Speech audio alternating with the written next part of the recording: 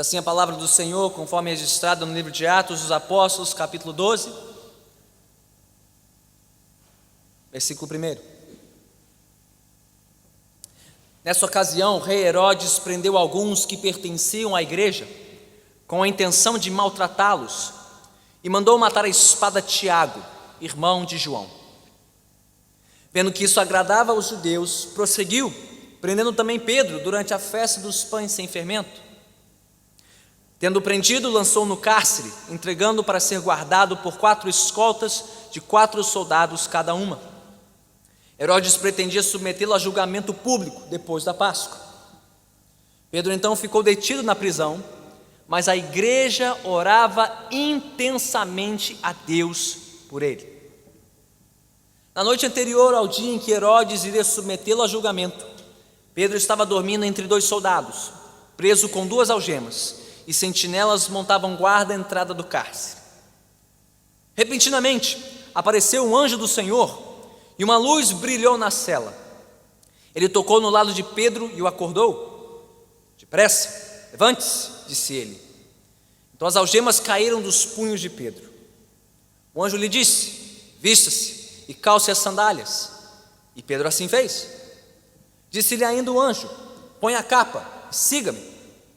E saindo Pedro o seguiu, não sabendo que era real o que se fazia por meio do anjo. Tudo lhe parecia uma visão. Passaram a primeira e a segunda guarda e chegaram ao portão de ferro que dava para a cidade. Este se abriu por si mesmo para eles e passaram. Tendo saído, caminharam ao longo de uma rua e de repente o anjo o deixou. Então Pedro caiu em si e disse: agora sei, sem nenhuma dúvida, que o Senhor enviou o seu anjo e me libertou das mãos de Herodes e de tudo que o povo judeu esperava. Percebendo isso, ele se dirigiu à casa de Maria, mãe de João, também chamado Marcos, onde muita gente se havia reunido e estava orando. Pedro bateu à porta do alpendre e uma serva chamada Rode veio atender. Ao reconhecer a voz de Pedro, tomada de alegria, ela correu de volta, sem abrir a porta, e exclamou: Pedro está à porta. Eles, porém, lhe disseram: você está fora de si? Insistindo ela em afirmar que era Pedro, disseram-lhe: deve ser o anjo dele. Mas Pedro continuou batendo. E quando abriram a porta e o viram, ficaram perplexos. Mas ele, fazendo-lhe sinal para que se calassem, descreveu como o Senhor o havia tirado da prisão e disse: contem isso a Tiago e aos irmãos. Então saiu e foi para outro lugar. De manhã não foi pequeno alvoroço entre os soldados quanto ao que tinha acontecido a Pedro. Fazendo uma busca completa e não o encontrando, Herodes fez uma investigação entre os guardas e ordenou que fossem executados. Depois Herodes foi da Judéia para Cesareia e permaneceu ali durante algum tempo. Ele estava cheio de ira contra o povo de Tiro e Sidom. Contudo, eles haviam se reunido e procuravam ter uma audiência com ele. Tendo conseguido o apoio de Blasto, homem de confiança do rei, pediram paz, porque dependiam das terras do rei para obter alimento. No dia marcado, Herodes, vestindo seus trajes reais, sentou-se em seu trono e fez um discurso ao povo. Eles começaram a gritar: é voz de Deus e não de homem. Visto que Herodes não glorificou a Deus, imediatamente um anjo do Senhor o feriu e ele morreu, comido por vermes. Entretanto, a palavra de Deus continuava a crescer e a espalhar-se. Glórias a Deus. Pela sua santa palavra, oremos mais uma vez. Senhor bendito, nós te bendizemos por esta palavra que tem crescido e se espalhado ao longo da história e por todo o mundo. Palavra essa que chegou até nós e hoje vem alimentar a nossa fé.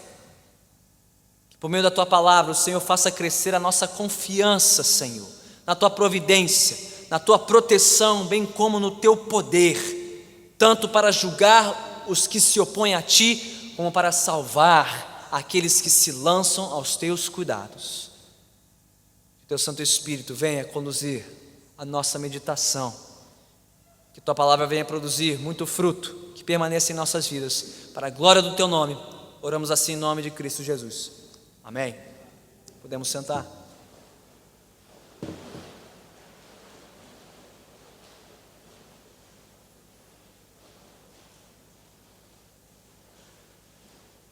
Ao olharmos para a história da igreja, nós podemos constatar duas verdades incontestáveis. A primeira é que não fosse pela absoluta soberania de Deus, o Evangelho nunca teria avançado com tamanha velocidade e com tamanha abrangência ao redor do mundo. Afinal de contas, como explicar o crescimento tão rápido e tão universal do Evangelho, sem que a igreja contasse nas primeiras gerações com apoio político, com apoio militar, com nenhum tipo de reforço humano? Não fosse pelo poder soberano de Deus, abençoando a sua palavra. Essa é a primeira verdade. Mas a segunda é que não fosse também pelo suor e pelo sofrimento dos discípulos de Cristo, não fosse pelas provas, pelas tribulações, pelas adversidades do povo de Deus e pela sua perseverança, tampouco o Evangelho teria alcançado tanta gente e tantas terras. E nós temos visto essas duas verdades caminhando lado a lado, ao longo da trajetória de Atos dos Apóstolos. Vemos neste livro uma narrativa que descreve a mão soberana de Deus avançando o Evangelho, mas também o suor e o sofrimento da igreja, para que a palavra de Deus alcançasse mais e mais vidas.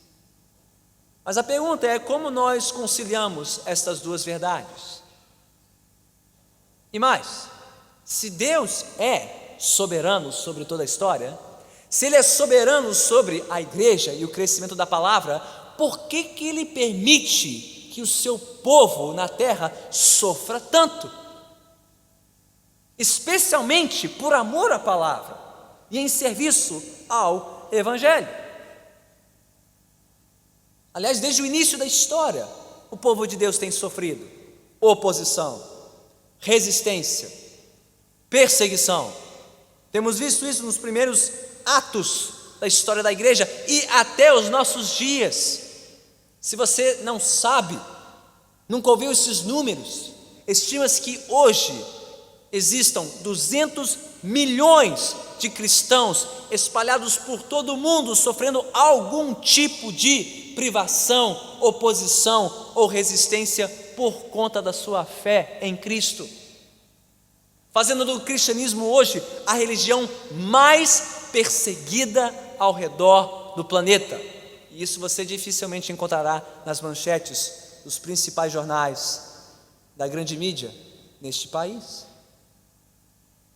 Então, por que o Deus soberano das Escrituras permite isso? Por que Ele permite que o seu povo sofra tanto em serviço à sua palavra? Bem, como veremos no relato desta noite, o Senhor da igreja permite tais provações para pôr a nossa fé à prova, para provar e fazer crescer a nossa fé, especificamente a nossa fé e a nossa confiança em três coisas que vamos ver nesta noite. Primeiro, a nossa fé na providência de Deus, que veremos claramente nos versículos 1 a 5 de Atos 12. Em seguida, a nossa confiança na proteção de Deus, que ficará claro dos versículos 6 a 19 deste capítulo. E por fim, a nossa fé no poder de Deus, o poder de Deus tanto para julgar como para salvar, conforme veremos os versículos 20 a 24. Então vamos examinar o texto porção por porção, desta ótica, vendo a providência de Deus em ação, a proteção de Deus em ação e o seu poder em ação, tanto para julgar como para salvar. Comecemos pela providência de Deus, versículos 1 a 5 de Atos 12. Mas antes de entrarmos no texto, um pouquinho de contexto. Estamos num momento chave de transição na narrativa de Atos dos Apóstolos, Se você tem alguma familiaridade com o livro, tem acompanhado esta série, você deve saber que algumas coisas muito importantes acabaram de acontecer nos capítulos anteriores. Tivemos o registro da primeira conversão de um não-judeu, de um gentio ao evangelho. O nome dele era Cornélio. Ele morava na cidade de Cesareia, ele era um centurião romano. A história está lá nos capítulos 10, na primeira metade do capítulo 11 de Atos. Logo em seguida, na segunda metade do capítulo 11, vimos o evangelho avançando para alcançar mais gentios, mais gregos, salvando mais vidas. E como veremos a partir da semana que vem, ao estudarmos o capítulo 13, o início do capítulo 13, nós veremos que o cenário estava pronto para a explosão do evangelho por todo o Império Romano, a partir das viagens missionárias de Paulo. Isso sem contar que, quando chegamos neste momento da história, já havia algum tempo que a igreja não sofria perseguição. Estima-se aí que quando chegamos em Atos 12, já se passaram quase 10 anos, uma década inteira de relativa paz e tranquilidade para os cristãos em Jerusalém e por toda a Judéia. 10 anos desde aquela primeira perseguição, que resultou na morte de Estevão, o primeiro mártir, nas mãos de Saulo, e logo em seguida vimos a conversão de Saulo de Tarso ao Evangelho. 10 anos de relativa paz e tranquilidade, sem grandes impedimentos para o Evangelho. Você pode imaginar que agora as coisas irão de vento em popa, sem empecilhos. Porém, foi justamente aí que algo surpreendente e inusitado aconteceu. Foi justamente nessa ocasião de relativa paz para a igreja em Jerusalém que mais um Herodes entrou em cena. E sempre que você vê o nome Herodes na Bíblia, você sabe que não vem coisa boa por aí. O capítulo 12 começa falando de um tal rei Herodes. Mas quem era este rei Herodes? Ele não era Herodes o Grande, aquele que mandou exterminar todos os bebês na cidade de Belém, quando ele ouviu falar do nascimento de um Messias entre os judeus. Não, este não era Herodes o Grande. Este tampouco era Herodes Antipas, aquele que sentenciou João Batista à morte por decapitação e que também participou do julgamento de Jesus, que levou à sua morte. Não, este Herodes aqui de Atos 12 é um terceiro Herodes. Ele é foi neto de Herodes o Grande e sobrinho de Herodes Antipas, herdando o nome, mesmo nome dos seus antepassados, né? Falta de criatividade, né? Herodes. E esse aqui não é nem o Grande nem o Antipas, ele era Herodes Agripa I, que crescera e for educado em Roma na companhia de colegas ilustres como Calígula e Cláudio. Não sei se você já ouviu desses nomes. Os amigos de infância de Herodes se tornariam somente os próximos imperadores de Roma. E quando Calígula e depois Cláudio ascenderam ao trono de Roma, eles decidiram favorecer o seu antigo colega de infância, Herodes Antipas, concedendo-lhe mais e mais terras na Palestina, até que ele ocupou o cargo de rei da Judéia, oficialmente dos anos 41 a 44 depois de Cristo. Mas além de muito amigo dos romanos, este Herodes aqui, Herodes Agripa, era também muito amigo dos judeus. Inclusive, um rei que poderia se estabelecer em Cesareia, na capital administrativa da Judéia, decidiu montar residência em Jerusalém, frequentava assiduamente o templo, era bem visto pelo povo e era conhecido como um homem devoto a Deus e defensor do seu povo.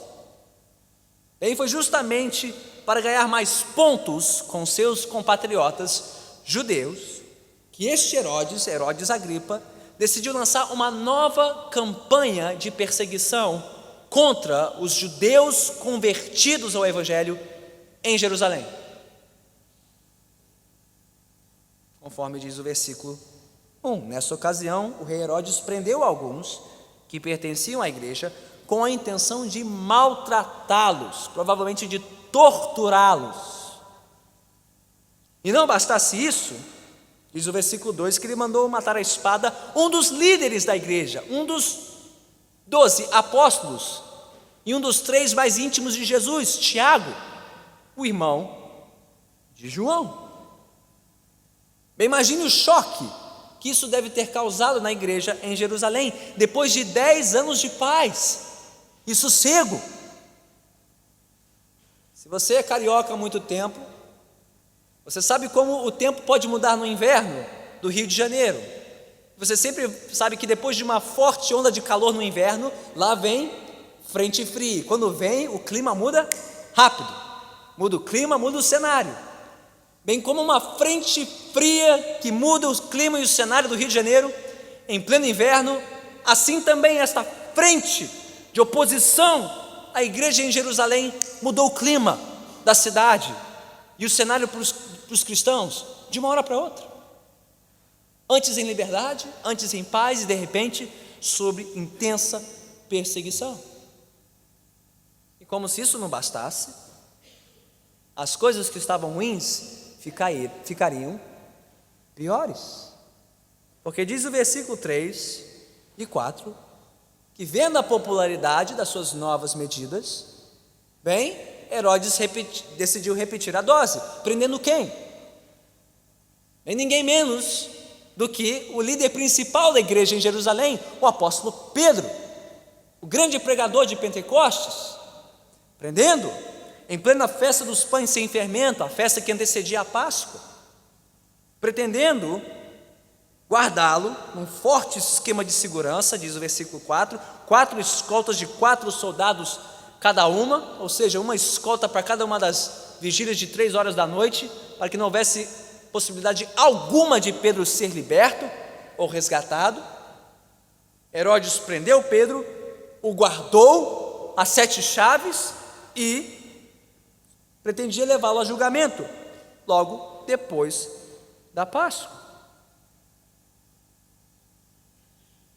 Agora, se por um lado Herodes não podia julgar Pedro durante a festa da Páscoa, isso era contrário ao costume dos judeus, ninguém poderia ser julgado ou executado durante os 7 dias de festa da Páscoa. Bem, quem é que foi executado numa festa de Páscoa, ao final de uma festa de Páscoa, em Jerusalém, por um outro Herodes? O Senhor de Pedro, Jesus. E a julgar pela morte de Tiago, bem, todas as apostas estavam contra a sobrevivência de Pedro. Tudo apontava para a sua morte iminente. E diante da falta de perspectivas humanas, o que a igreja em Jerusalém decidiu fazer? Versículo 5. Olhe comigo para o texto. Pedro então ficou detido na prisão, mas a igreja orava intensamente a Deus por ele. Por quê? Porque quem tinha a palavra final? Eram os judeus? Era Herodes? Não. O Senhor Deus tinha a palavra final. Quer que Deus quisesse livrar Pedro da morte, abrandando a sua sentença,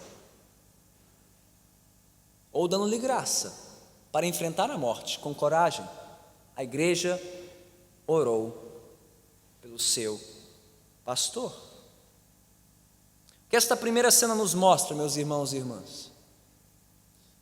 Diante desta mudança repentina dos ares em Jerusalém, pergunta: a confiança da igreja em Deus arrefeceu? Diminuiu? Diante do clima tenso em Jerusalém, os cristãos creram menos em Deus ou mais em Deus? Eles oraram menos ou mais? Eles dependeram menos ou mais? O que mostra o texto? Eles creram mais e dependeram mais e oraram mais. Ainda mais,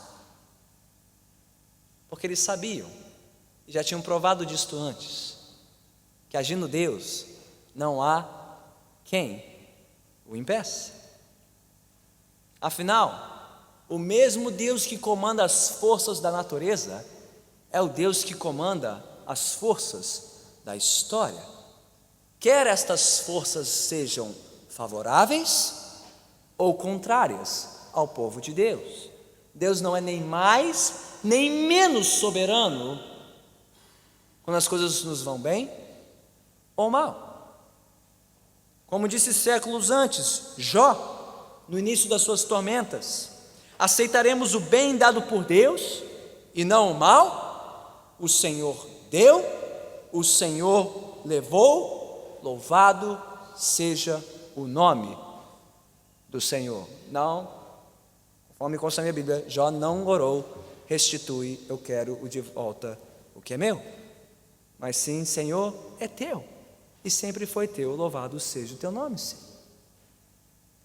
Ou como escreveu Sarah Edwards para uma de suas filhas, após a morte precoce do seu esposo, o grande pastor e teólogo Jonathan Edwards, aos 55 anos de idade. Ouça as palavras desta viúva, que perdeu seu esposo precocemente, palavras que ela escreveu para sua filha: queridíssima filha, o que direi? Um Deus santo e bom nos cobriu com uma nuvem escura. Ó, que lhe beijemos o cajado e tapemos as nossas bocas com as mãos. O Senhor o fez, Ele me fez adorar sua bondade por tê-lo, seu pai, por tanto tempo. Mas o meu Deus vive e Ele tem o meu coração.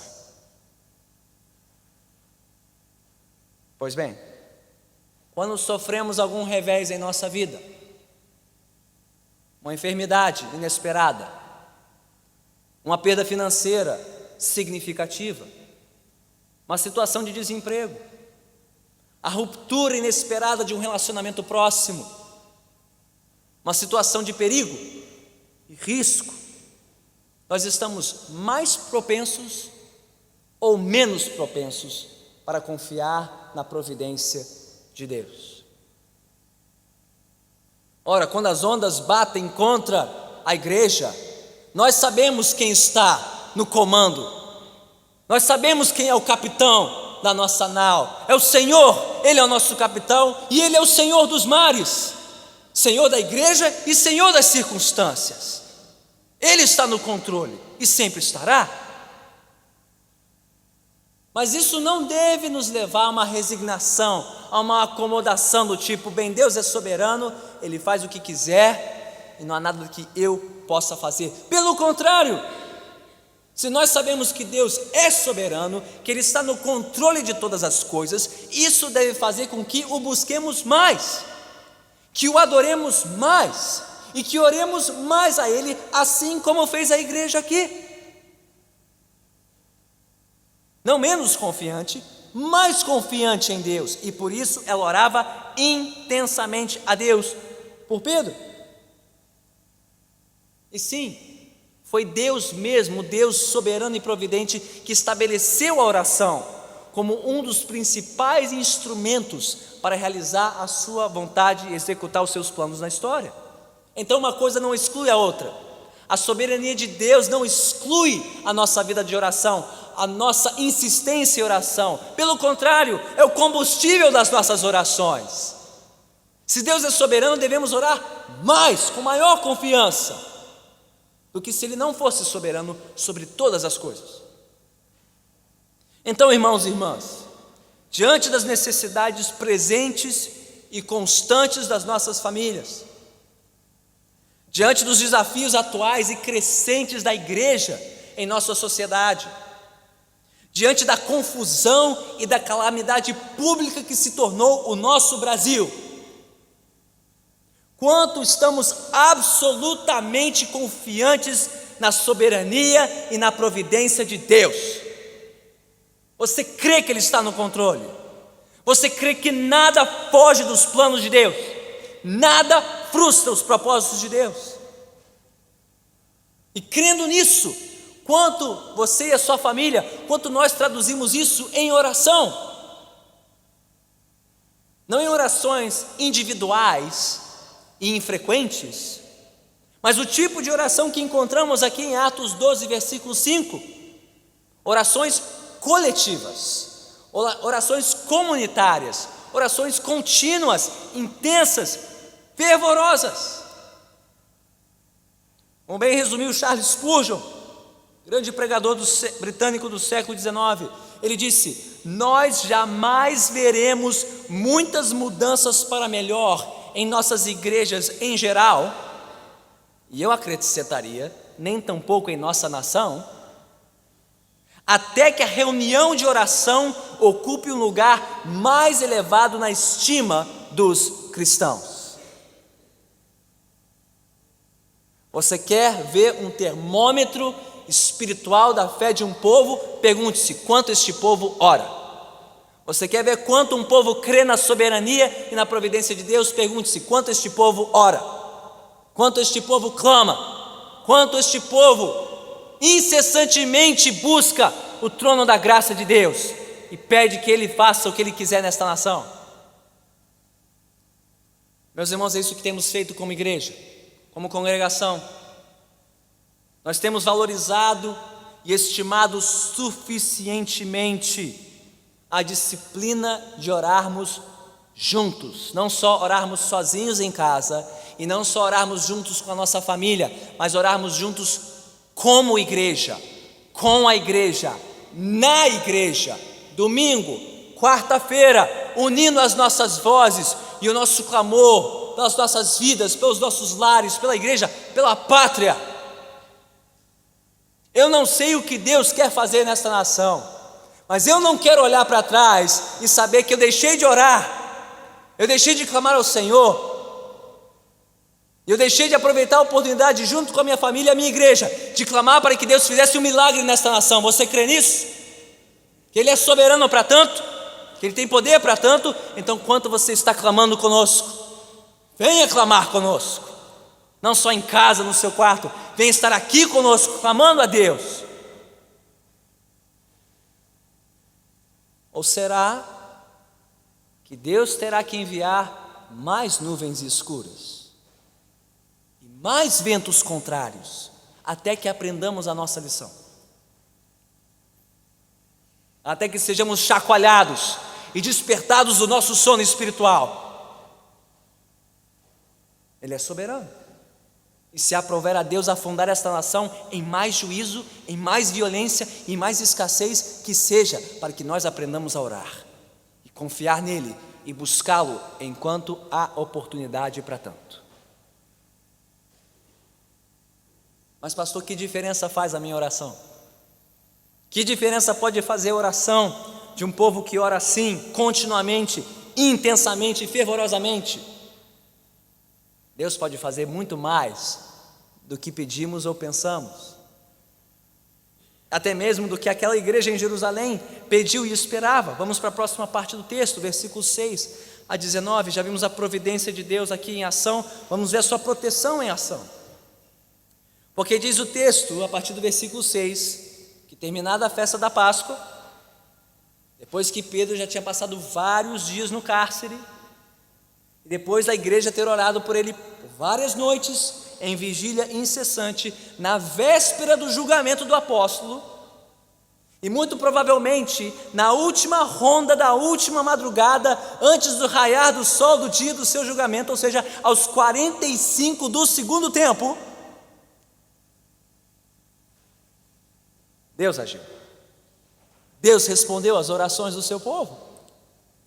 O versículo 6 diz que na noite anterior ao dia em que Herodes iria submetê-lo a julgamento, Pedro estava dormindo, sono profundo, entre dois soldados, o que era incomum, era mais comum um prisioneiro ser acorrentado a um soldado, não a dois, e fora isso ainda tinha mais duas sentinelas montando guarda na entrada, ou seja, o esquema de segurança máxima continuava montado. Não foi culpa dos soldados, eles não baixaram a guarda, eles não relaxaram, estava tudo conforme os planos de Herodes para sentenciar e executar Pedro. Foi aí que de repente, versículo 7, uma luz brilhou. E sempre que uma luz brilha do céu em Atos, você sabe que Deus está entrando em ação. Ele enviou um anjo para libertar Pedro milagrosamente, livrando das suas correntes, conduzindo para fora do cárcere, diz versículos 7, 8, 9, 10, passando pelos portões do cárcere sem que fosse notado. Provavelmente um sono profundo caiu sobre aqueles homens. Ninguém foi perturbado, ninguém sequer notou a saída silenciosa de Pedro. E note o versículo 9, que diz que nem Pedro estava entendendo muito bem o que estava acontecendo. Notaram isso? E saindo Pedro seguiu, não sabendo que era real o que se fazia por meio do anjo, tudo lhe parecia uma visão. É o que acontece mais ou menos com aqueles que, antes de tomar o primeiro cafezinho do dia, não sabem se estão acordados ou dormindo, se é realidade ou visão, sabe, aquele estado intermediário, né? Mas de repente, Pedro viu e caiu em si e entendeu que aquilo não era uma visão, que aquilo tudo era real, estava acontecendo. E então, quando o anjo deixou, versículo 11, Pedro caiu em si e disse: agora sei, sem nenhuma dúvida, que o Senhor enviou o seu anjo e me libertou das mãos de Herodes e de tudo que o povo judeu esperava. E o que se segue é maravilhoso, porque se Pedro foi surpreendido pelo seu livramento sobrenatural, bem, imagine os cristãos que estavam orando por ele na casa de Maria e de João Marcos até o fim da madrugada. As próximas cenas estão entre as mais engraçadas, creio eu, e cômicas de todo o livro de Atos e de toda a Bíblia. E eu não sei se você notou a ironia e o humor dessa passagem, a partir do versículo 12. Pedro está sozinho no fim da madrugada, fugindo da prisão. Ele sabe de encontrar os cristãos, ele imagina que eles estejam na casa da grande anfitriã dos cristãos em Jerusalém, na casa de Maria, casa ampla, que poderia abrigá-los. E chegando lá, ele bateu a porta, versículo 13, e uma serva, Rode, reconhecendo a voz de Pedro, fez o quê? Abriu a porta para Pedro, deixou ele lá, do lado de fora, de tanta alegria e euforia, deixou Pedro lá, batendo na porta, no meio da madrugada, no fim da madrugada, fazendo barulho na vizinhança, e foi contar para todo mundo. Chegando lá, versículo 15, ela conta que Pedro está livre, liberto. E qual é a ironia? Aqueles que estavam orando pela libertação de Pedro não acreditam que ele está livre. Não, vocês devem estar fora de si. Imagina, estavam orando para que Pedro fosse liberto. Ele está liberto e não acreditam. Não conseguem crer, imaginavam outra coisa, talvez. Duvidam na serva. E Pedro continua do lado de fora, batendo. Até que finalmente alguém tem bom senso de socorrer Pedro, e diz o versículo 7 que quando ouviram ficaram perplexos e teve que fazer sinal para que se calassem, porque a essa altura a algazarra era tanta na porta da casa de Maria que era capaz dos vizinhos acordarem, descobrirem o que estava acontecendo e chamar a polícia para prender Pedro. Estava tudo em risco, tudo em jogo. Shhh, quieto, fica quieto, sou eu mesmo, só que eu tenho que fugir. Conte para Tiago, o outro Tiago, no caso, versículo 17, o irmão de Jesus, que assumiria a liderança da igreja em Jerusalém, na ausência de Pedro dos apóstolos. Pedro só teve tempo de deixar um rápido recado e então partir, seguindo a sua rota de fuga. Que alvoroço na casa de Maria, no fim daquela vigília de oração. Mas o alvoroço na casa dela só não foi maior que o alvoroço no palácio de Herodes naquela manhã. Chegando no versículo 18 e 19, você pode imaginar a cena: Herodes pronto para o julgamento, os judeus reunidos para ver o grande apóstolo morto. E onde estava Pedro? Cadê Pedro? Ninguém acha Pedro, sumiu. Conduzindo uma rápida investigação, ninguém conseguiu encontrar Pedro. Então Herodes fez o que qualquer rei envergonhado faria. Ele se vingou dos seus soldados, impondo a sentença que era guardada para Pedro, executou os soldados e fugiu para a Judéia, provavelmente, da Judéia para Cesareia, provavelmente envergonhado pela frustração do seu plano. O que esta cena nos mostra, meus irmãos? Novamente, veja que diferença a confiança na providência de Deus pode fazer em nossas vidas.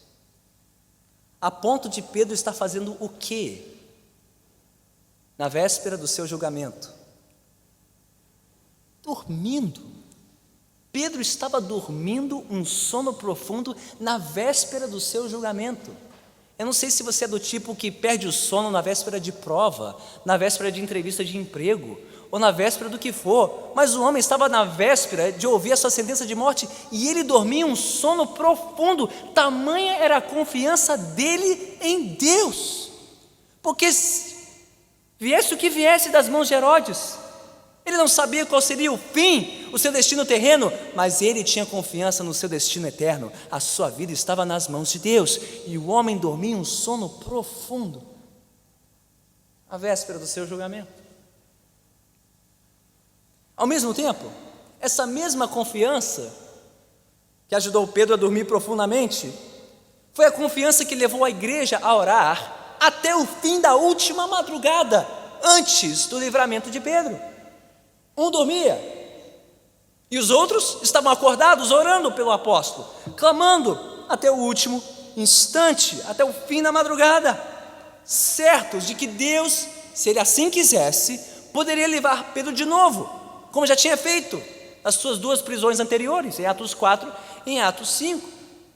Ou seja, o mesmo Deus que permitiu a morte de Tiago, no início deste capítulo, é o Deus que poderia muito bem intervir e salvar Pedro da morte, mediante um livramento sobrenatural.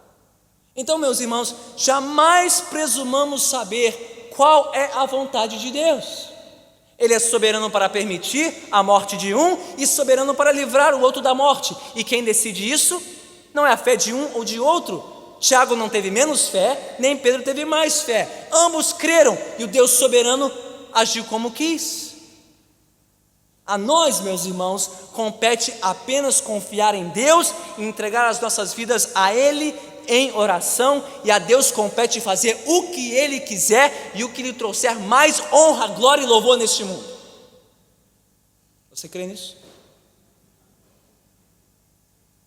Dito isso, nem mesmo aquela igreja intercessora esperava que Deus fizesse o que Ele fez. Curioso isso, não? Fervorosos em oração, e nem eles conseguiram acreditar que Deus livraria a Pedro de forma tão sobrenatural. O que nos mostra, meus irmãos, que Deus é capaz de surpreender até a igreja que tem mais fé e que ora mais, fazendo muito mais do que pedimos ou pensamos. Mas a pergunta é: será que Deus ainda é capaz de nos proteger assim em nosso tempo? Ah, pastor, isso foi lá e então Deus não age mais assim em nosso tempo, em tempos mais recentes. Bem, deixe-me contar uma história. Não tão recente, é do século XIX, mas é uma dentre tantas histórias que nós poderíamos contar. De um missionário pioneiro, o nome dele era John Paton. Ele foi missionário nas Ilhas Novas Hébrides, no sul do Pacífico, país conhecido hoje como Vanuatu. Ilhas reconhecidamente na época habitadas por canibais. E ele decidiu ser missionário entre os canibais daquelas ilhas. E ele conta que em uma noite, os nativos hostis cercaram a base missionária com o propósito de incendiá-la. John Paton e sua esposa oraram a noite toda, clamando para que Deus os livrasse. E ao amanhecer, eles ficaram surpresos ao ver que os nativos haviam fugido. Um ano depois, o chefe daquela tribo converteu-se ao Senhor, e o missionário Paton lhe perguntou o que havia acontecido naquela noite um ano antes. E o chefe respondeu: quem eram aqueles homens com vocês? E o missionário disse: não havia outros homens, somente eu e minha esposa. Mas o chefe relatou que viu centenas de homens grandes em trajes luminosos, portando espadas em suas mãos. Eles pareciam cercar a base missionária, e os soldados da tribo tremeram e temeram e decidiram não atacar a base.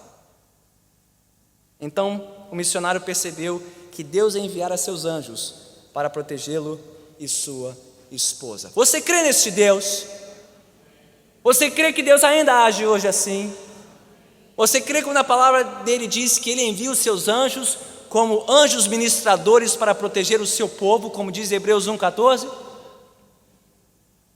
Ele é o Deus providente, e Ele é o Deus protetor da sua igreja nesta terra. E mesmo quando não conseguimos enxergar ou perceber o seu cuidado conosco, isso não impede Deus de nos socorrer e nos proteger, como fez com aquele missionário e sua esposa. Ele é poderoso para nos guardar num mundo violento, cruel e hostil, mesmo quando nós não percebemos. E talvez só descobramos muito tempo depois.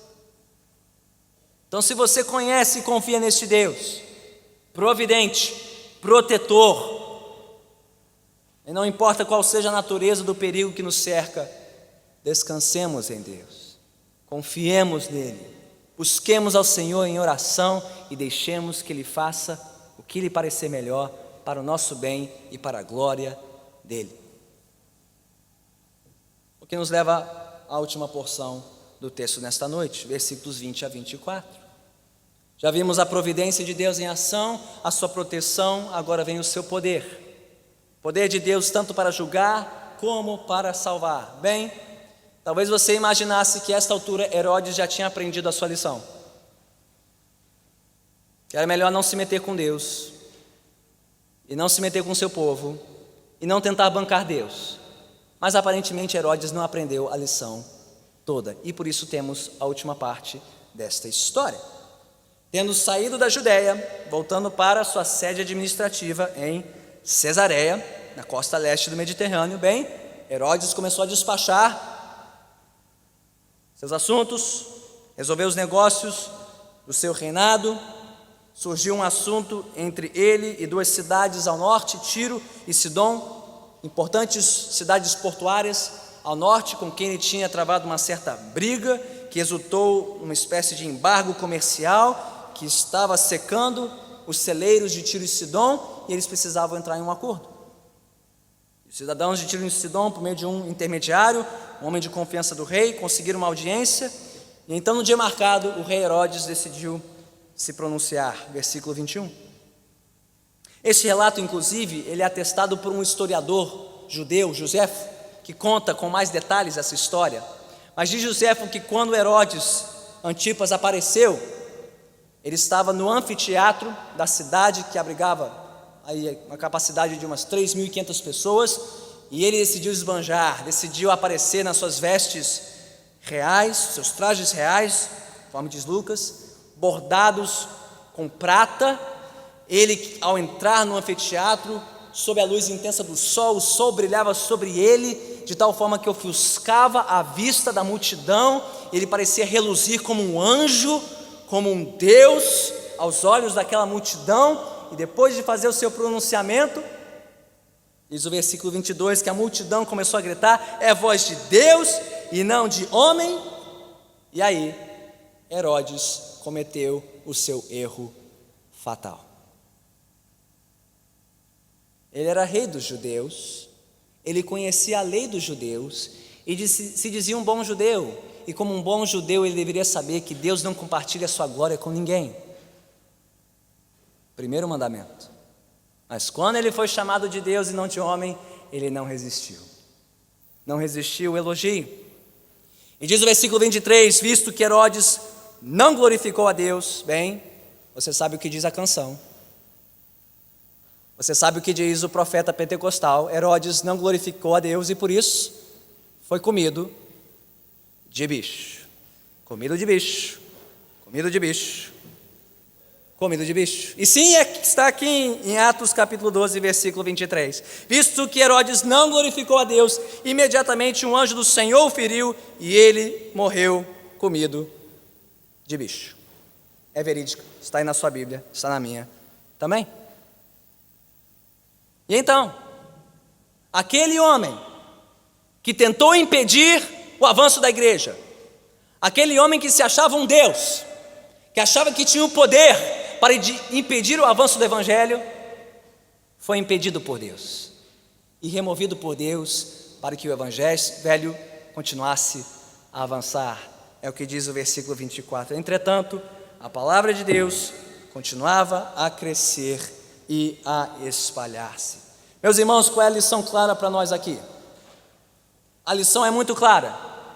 nenhuma oposição a Deus, nenhuma, por mais forte e poderosa que seja, pode impedir a ação do poder de Deus neste mundo e o avanço da sua palavra. Nenhum ditador, nenhum tirano, nenhum regime político, nenhum partido político, nenhuma ideologia política, filosófica ou religiosa pode fazer frente ao Evangelho de Cristo Jesus. Ele é soberano, o nosso Deus é soberano, para remover quem Ele precisar e julgar quem for que faz oposição à sua palavra. E Ele é poderoso para preservar os que confiam na sua palavra e levam a sua palavra adiante. O que leva à seguinte pergunta: de que lado você está? Porque você só pode estar de dois lados. Ou você está do lado de homens como Herodes, que fazem pouco da palavra de Deus, que se acham um Deus, que acham que estão na liberdade e no direito de questionar a palavra de Deus e de resistir a Deus. E se você está deste lado, deixe-me dizer, o seu fim será muito pior do que este Herodes. Ele só foi comido de bicho. Mas diz a palavra que todo aquele que não se arrepende dos seus pecados e não se rende ao Senhor será comido pelo fogo do inferno, que não terá fim, onde há somente choro e ranger de dentes. Você está pronto para enfrentar Deus? Você está pronto para encarar o Todo-Poderoso? Sem ter se arrependido dos seus pecados? Sem ter se rendido ao Senhor, porque Ele é poderoso para julgar e haverá de julgar vivos e mortos. Julgou Herodes e pode julgar quem Ele quiser. Ou você está do lado de homens como Tiago, como Pedro, como os discípulos de Jesus em Jerusalém, que deixaram de fazer resistência à voz de Deus, que se renderam à palavra de Deus, se entregaram a Cristo Jesus, confiaram as suas vidas a Ele, sabendo que acontecesse o que lhes acontecesse nesta vida, o destino eterno dele estava nas mãos do que morreu, mas ressuscitou e vivo está. De que lado você está? E você só pode estar de um desses dois lados. E se você não estiver no lado certo, eu te conclamo pela graça e misericórdia de Deus, renda-se a Cristo, entregue a sua vida ao Senhor, fuja da ira vindoura, fuja do julgamento que está por vir, pois Cristo está aqui hoje, clamando aos seus, virem se render a Ele e receber perdão e salvação para suas almas. Nosso Deus é poderoso para julgar, e julgará todos os que o resistem até o fim. Mas Ele é poderoso para salvar os que confiam nele e perseveram nesta fé até o fim. Meus irmãos, essa foi a confiança dos servos de Deus no início da história da igreja. E essa continuou sendo a confiança dos servos de Deus ao longo da história. Inclusive na aurora da Reforma Protestante, quando um homem chamado Martinho Lutero, perseguido pelas autoridades poderosíssimas da Igreja Católica Romana e de todos os nobres leais ao Papa, quando ele foi confrontado a renunciar à sua fé, ele não o fez e então compôs aquele que se tornaria o grande hino, o hino oficial da Reforma, que já cantamos nesta noite. Castelo forte é o nosso Deus, espada e bom escudo, com seu poder defende os seus em todo o transe agudo.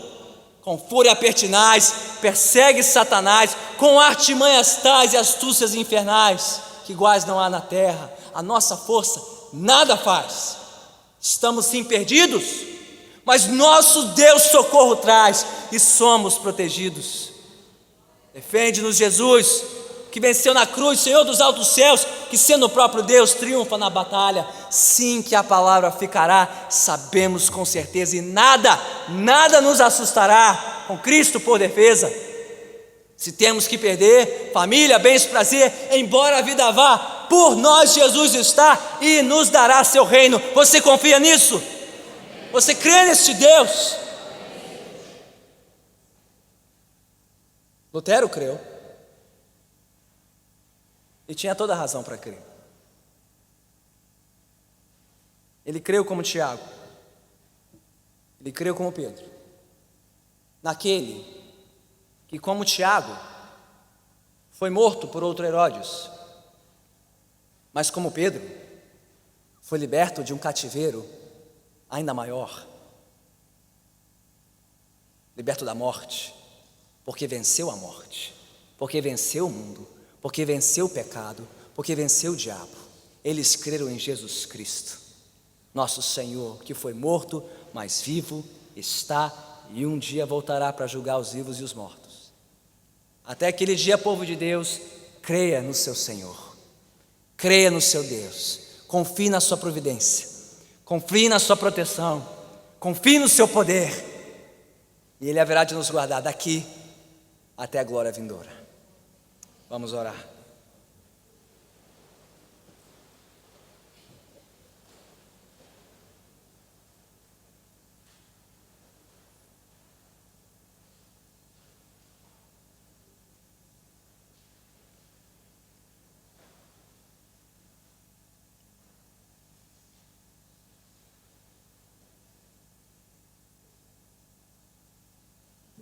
Senhor bendito, nós confessamos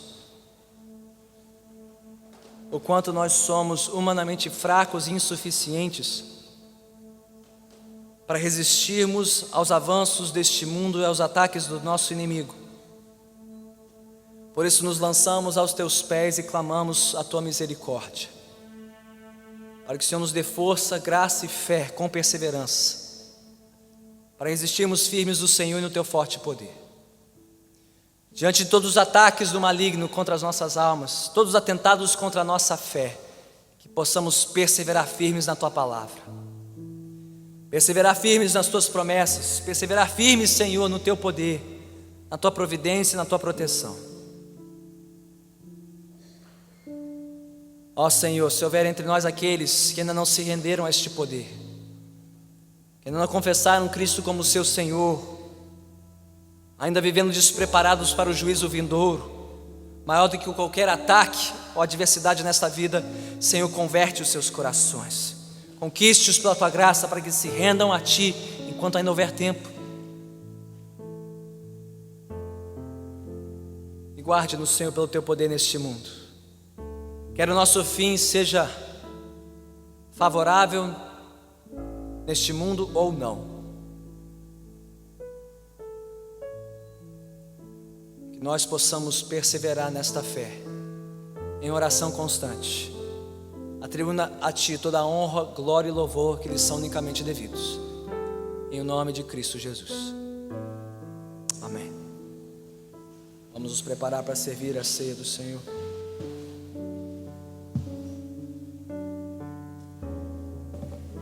O Senhor Jesus não nos deixou apenas a sua palavra escrita, Ele também nos deixou a sua palavra em forma de duas ordenanças, batismo e a Santa Ceia, para servirem para nós como uma confirmação da nossa fé, e o meio pelo qual reafirmarmos a nossa fé e sermos encorajados nesta fé. Todas as vezes que nós nos reunimos aqui no domingo, fazemos questão de celebrar a ceia do Senhor, para nos lembrarmos do nosso Deus, o que Ele fez por nós, de quanto estamos seguros em suas mãos, quanto precisamos da sua graça para perseverar. Então, quem pode participar desta mesa? Todos os verdadeiros discípulos de Jesus Cristo, os que confessam Jesus como seu Senhor, tendo sido batizados sobre a sua profissão de fé, batizados nas águas, mediante a sua confissão de fé, que vem renovar a sua confissão hoje, ao receberem os elementos. Nenhum de nós é digno de participar, nenhum de nós é merecedor de um lugar a esta mesa. É Cristo quem nos faz merecedores, é Ele que nos torna dignos, pela sua graça, pelo seu perdão. Mas é preciso ser um pecador arrependido dos seus pecados, crente no sacrifício de Cristo, vivendo em obediência aos seus mandamentos, em comunhão com a sua igreja. Se você for um discípulo assim, mesmo não sendo membro desta igreja, sendo membro de uma igreja, ou estando em processo de transferência de membresia, você é bem-vindo a esta mesa. Do contrário, se você ainda não foi batizado, não pertence a nenhuma igreja, não fez a boa confissão da sua fé em Jesus, deixe passar o pão e o cálice, mas tome esta oportunidade para render a sua vida a Cristo, clamar para que Ele reine no seu coração, você se entregue a Ele, que Ele possa fazer de você mais uma testemunha fiel dEle neste mundo. Nós vamos distribuir o pão, aguardar até que todos que forem participar sejam servidos. Enquanto aguardamos, podemos entoar um cântico, uma oração e uma confissão em forma de cântico, que fala da nossa fraqueza, mas fala do poder de Cristo para nos sustentar. Ele nos sustém, só Cristo nos sustém. Quando o medo assalta a fé, Cristo me sustém. Quando o tentador vier, Cristo me sustém. Sozinho no caminhar, não me susterei. Meu amor pode esfriar, Cristo me sustém. Cristo me sustém, sem me susterá. Tão grande é o seu amor, Cristo me sustém. Nos eleitos tem prazer, Cristo me sustém. Preciosos para Deus, Cristo me sustém.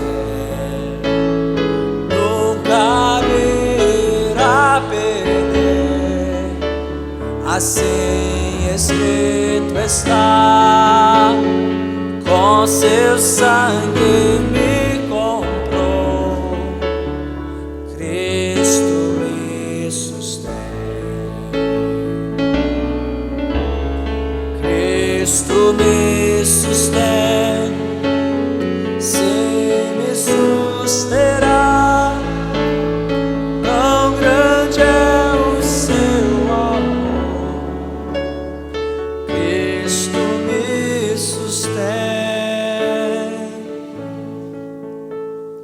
Na cruz Ele tudo deu, Cristo me sustém. Satisfez o justo Deus, Cristo me sustém. Vida eterna sem ganhei, Cristo me sustém. Até o dia em que o verei, pois irá voltar. Cristo me sustém, sem me susterá. Tão grande é o seu amor, Cristo me sustém. Cristo me sustém, sem me susterá. Tão grande é o seu amor, Cristo me sustém. Sustenta no Senhor Jesus Cristo. Sustenta o teu povo, Senhor, aqui reunido. Cada um, Senhor, dos teus filhos, das tuas filhas, vivendo tribulações e adversidades diversas. Ó Senhor, sustenta-nos pela tua boa mão. Na nossa fraqueza, revela e aperfeiçoa o teu poder. Na nossa insuficiência, revela-nos a tua plena suficiência, Senhor. na nossa incredulidade, vem revestir a nossa fé de certeza.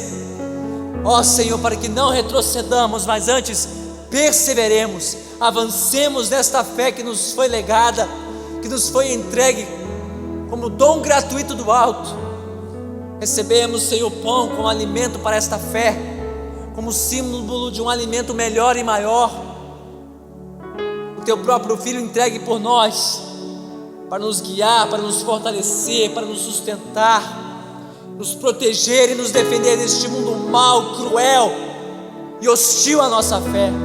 Ó Senhor Jesus, coloca-te ao nosso lado pelo Teu Espírito, fortalece-nos como Tu fortaleceste os Teus no passado, fortalece-nos agora, nesta hora tão urgente, Senhor, na nossa nação, em nossa igreja, em nossas famílias. Fortalece-nos, Senhor, para sermos fiéis ao nosso chamado, para cumprirmos a nossa missão, guardando a fé até o fim, para a glória do Teu nome. Para tanto, renova a Tua graça em nossas vidas, dá-nos mais graça para perseverarmos nas Tuas ricas e preciosas promessas. Oramos assim agradecidos em nome de Cristo Jesus.